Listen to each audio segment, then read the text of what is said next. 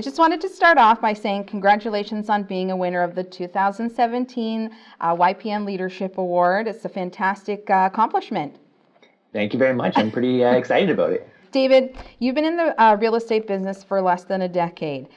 You were the first realtor to be recognized by the Northern Ontario businesses as one of the top 40 young leaders under 40, and now you're a winner of the 2017 YPN Leadership Award. What is the single most important factor to your success?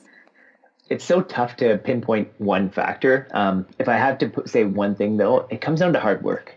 Like, it's hard work from a volunteer perspective, it's hard work from a networking perspective, and it's hard work from servicing your clients' perspective, right?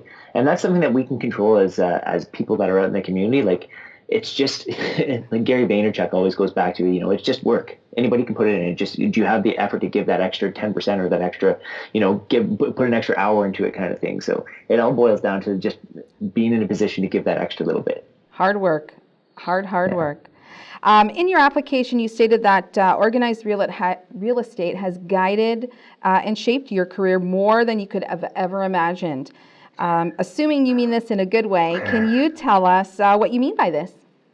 If organized real estate has been one of the most beneficial things to where I am in my business right now. And I've been a realtor for 9 years. 8 of those years has been spent in a volunteer capacity in some way, shape, or form. I realized that the opportunity was there to find mentors and to further and increase my knowledge and increase my ability as that person and as a sales rep, but then also as just somebody in organized real estate as a whole.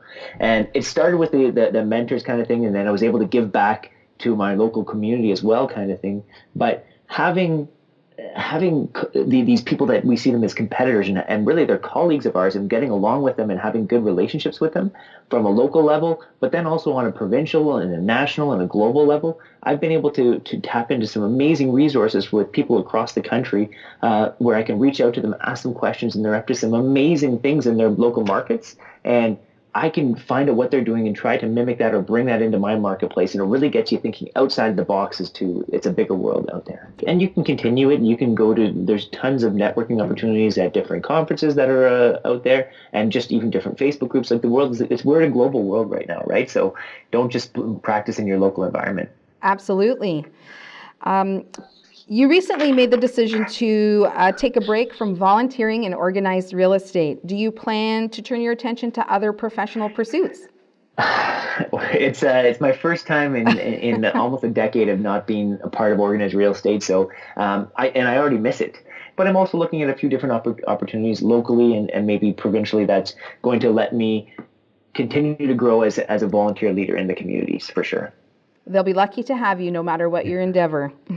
Thank you. You've invested extensively in your education over the years. Would you say that acquiring additional expertises is important to the success of your business?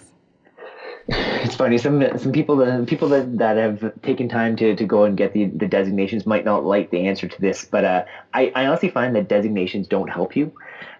It doesn't affect my business. I'm sure it allows me to challenge myself and personally grow, and education is a very important thing to me, so it allows my personal growth. But the hardest working person in the room is the person that's going to see the most benefit. And as a realtor, you don't need these things to be in the business. It's really just it boils down to, are you willing to do the work and work harder than those around you? I couldn't agree more. I really couldn't agree more. Real estate can be a very stressful career at times, especially for someone with a young family such as yourself. How do you deal with the ups and downs of the industry? Well, I can't even begin to address this without saying thank you so much to my wife Allison and my kids William. He's 3 years old now, and Joshua's 1. They're obviously, at the end of the day, they're my rock and they're my why as to why I'm in this business and why I push myself further. But beyond that too, I've created a small team, and that team's allowed me to shift some focus away from myself and also give my clients a level of service where we have availability almost around the clock kind of thing, where I wouldn't have been available before. I sat down a few years ago and I said that one thing that's important to me from a business side of things is to have a Saturday off. And I wrote that down as a goal, I think about 18 months ago. And since then, sure, I haven't taken every Saturday off, but the majority of Saturdays I've been able to take off of this business. And that's an exceptionally difficult thing to do as a realtor, especially somebody that's in the growth part of their career. But we have somebody available to show you houses or to sit down with you and meet with you if you need to on a Saturday. It's just not going to be myself. Well, thank you so much, David, for taking the time to speak with us today, and congratulations again. We're all super proud of you, and and we're just really super proud.